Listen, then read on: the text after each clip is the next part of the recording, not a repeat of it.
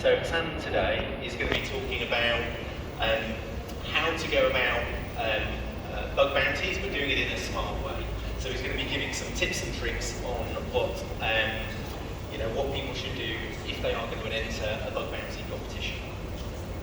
So without further ado, I think, are you ready?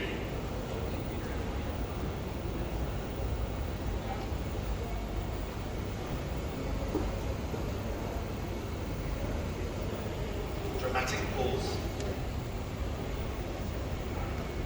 Are you ready? Yes? Yep. Brilliant. Okay, so big hand for Hassan. Thank you everyone for joining my presentation today. I will be presenting bug bounty the smart way. Hopefully by the end of this presentation, you will be able to understand more about bug bounty hunting, how my journey started, and it's a pretty interesting story. And at the same time, I want to give you some tips and tricks on how to tackle the different bug bounty programs. And hopefully I will take your questions if the time allows. So first of all, I'm a senior cybersecurity consultant. I've been involved heavily in red teaming exercises. I also participate in bug bounty programs around the world, and that's something I'm passionate about. But basically, this is the normal bio, right? I want to take you how my journey really started. When I was 15, I always had a passion for programming languages. And this is something that I tried to develop more and more throughout the years. But my first true experience with bug bounty started in my first year at university. I was pursuing computer science. I had an exam, and the exam was set up as the follows. There is a server. We submit the answers to the server, and the server will tell us if our answers are correct or not. Needless to say, I didn't study for that exam, and I was stuck. So my exam turned to be a pen testing session. It turned into a bug bounty hunting session. In a few minutes, I was able to discover something called a directory traversal vulnerability. I was able to view files on the server, and one of the folders had the solutions for the exam. And then I used some PHP filters, and I displayed those solutions, downloaded them. Needless to say, I got an A on the course. Everyone was so happy, I was so proud. But what happened next was more interesting. What happened next is I went back home and I said to myself, if I can do that from one laptop, in a controlled environment, where would my skills take me? What is the extent? And I started researching, understanding what cybersecurity is all about. Let me just tell you, every hacker that was born in the 1990s has a really interesting story to tell you. There was a lack of cybersecurity awareness. So if you're born after the year 2000, you're lucky. You have a chance to understand, to know more about cybersecurity. You have a lot of resources, frameworks. And then I decided to be like, okay, fine. I know I have the knowledge right now. What do I do with it? And I started doing malwares. I started doing keyloggers. I started doing a bunch of social engineering frameworks. And I was actually discovering 0 days, but I wasn't mature enough to understand that I need to submit them, that I need to tell someone about them. I discovered a 0 day in Windows, and I used it to hack my mom's computer. That's how immature I was when it comes to bug bounty. And later on down the road, I actually started going forward, and I said to myself, I need to submit this somewhere, I need to understand what is happening. And I started, okay, I'm gonna go into bug bounty world. And when I did, Google was my main option. My first bug at Google, I started by exploiting or maybe studying more the Google frameworks, studying the structure, studying the networking. And my first bug was actually related to the Play Store, where I was able to refund any purchase I've ever made on Google. So I can make a purchase on Google 10 years ago, I can refund it, and it's done through tricking the server into legitimizing my request. And I did it for a bunch of people just to test it as a POC. I gained a lot of friends because of that, and I submitted it to Google, and I landed my first real big bounty. And from then, the rest is history. I'm listed on Microsoft, Google, NASA, IBM, LinkedIn, you name it. But that was the main trigger. Google was the main trigger. And 15 standing right here in GISEC presenting to you. So this is literally how one bug can change your life. What is bug bounty hunting in a nutshell for all of you who don't know? It's basically vulnerability rewards program in technicality. Companies, governments get the chance to actually compensate researchers for vulnerabilities they discover. You can actually make money doing bug bounty. But in other words, this is a bit the technical side of things. In other words, companies get to hire the planet and pay them on results. So instead of hiring 10 people in your security department, you're hiring thousands of people across the world. And you only pay them if they have a valid finding. You test your defenses because as companies, it's very important for you guys to test your defenses. Oh, I have a WAF, I have a firewall, I have. This means nothing unless hackers actually test it for you. You improve your security posture. You lure talented people to actually test your defenses, to test your organization. And you enhance your vulnerability management cycle. Because as you all know, once a report is triggered, there's a triage process, there's an assessment process. So you get to fine-tune all of these details. But how hard is it to start? It's not hard at all. Anyone here from the audience can go into Yogosha, yes we have, Background, HackerOne, create an account, and start hacking. And I'll tell you exactly how. Whenever you are doing bug bounty hunting, you have three pillars that you will see just about in every program. You have CIDR ranges, mobile applications, and web applications. In that context, I want to walk you how my brain functions whenever I'm tackling one of those. For mobile applications, MobSF to the rescue. MobSF, in case you don't know, is a very interesting web mobile application penetration testing framework.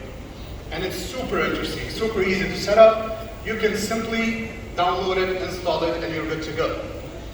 But first you need a cup of coffee, your choice of house music, depending on your taste of course, a screen recorder, and I'll go back to that in a minute, and your snipping tool, which is probably known for everyone here.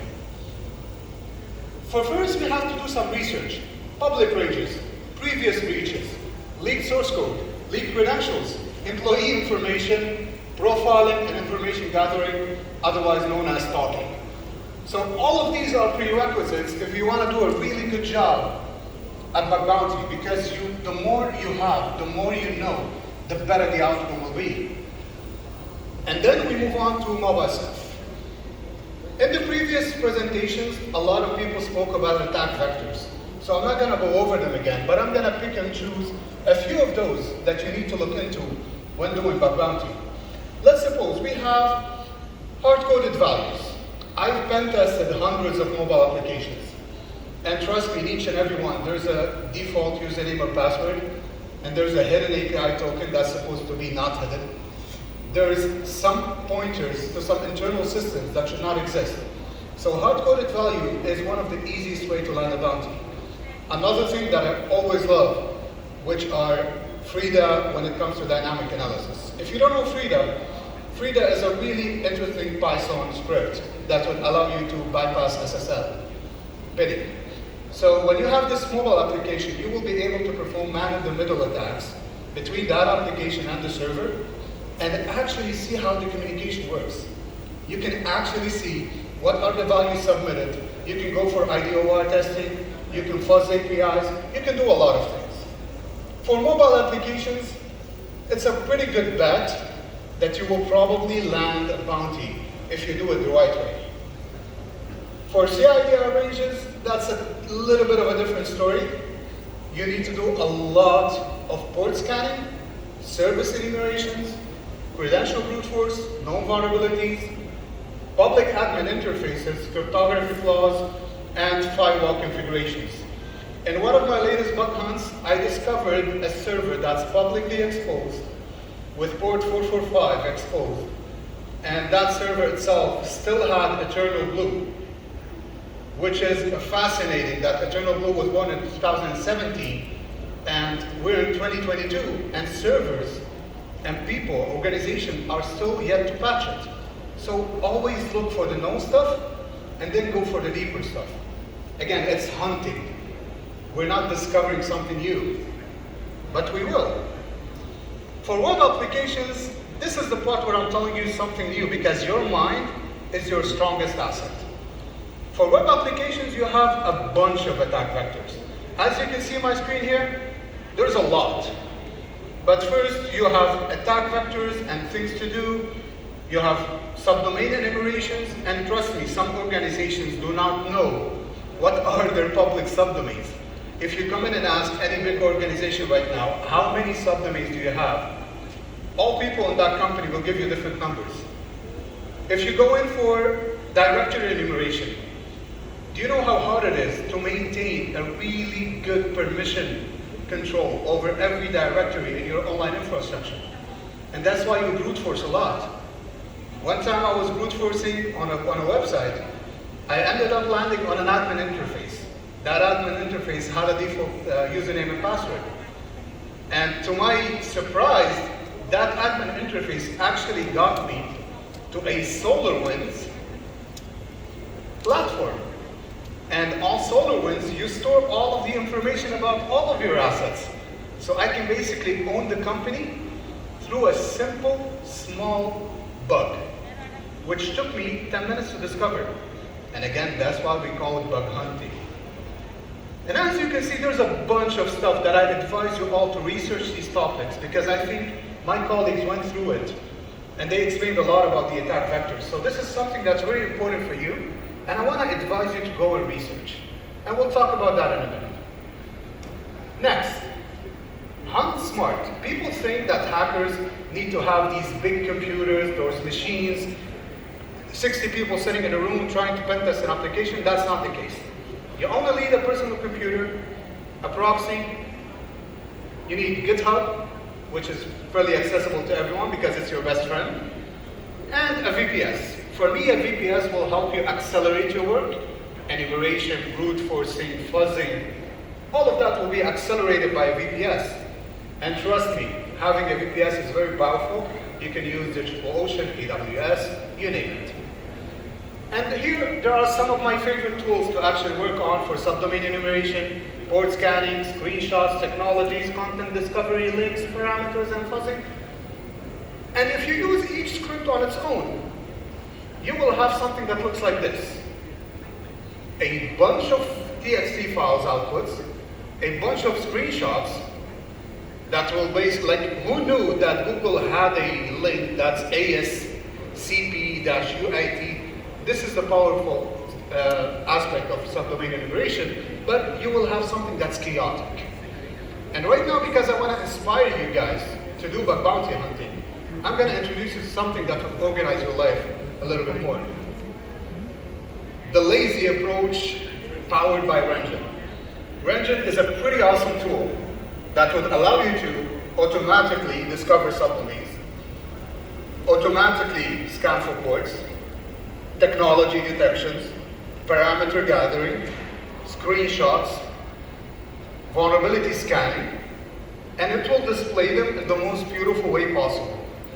You can set up Rengen in about 15 minutes, and it will literally save you around 4 hours of individual script-by-script walkthrough. And this is a picture of my target. As you can see, it actually identifies some of the endpoints. It actually identifies what are the interesting links I need to look for. And this is the dashboard. Let's agree, it is beautiful. And at the point of that capture, I've probably enumerated 5,865,000 subdomains. So I do a lot of bug bounty, right? So you enumerate, you try your best, and you have so many results, and you basically make some good money out of it. And now, I want you to take a minute and expand your mind with me. Never underestimate the power of automation. You need Bash. You can group 30, 40, 50 tools together. You can automate them one by one, and you can simply unleash the power of that automation. If a screenshot, and as you noticed, if a screenshot displays a website that looks old, and I know when we have this feeling, when we go to a website and we see, like, when was this website made, like 2001? yeah, this is a very good aspect for you as a bug bounty hunter to see, well, if the UI or the graphical user interface isn't really interesting or it looks old, maybe it's not maintained, I should probably drill down on that. When in doubt, research and reflect. I guarantee you, all of these hackers sitting up there are going to find stuff and they will research stuff. So research is very important for you. Document as you go, because you never know. One of the vulnerabilities that I've always kicked myself in the stomach for is, I discovered an authentication bypass of one of the websites. I spent around 9 hours trying to reproduce the vulnerability. I couldn't. Because when I was doing my testing, I probably missed a step or two. And I ended up getting lost. And I lost around $15,000 in bounty because it was a P1. So always document, trust me, I'm talking from experience.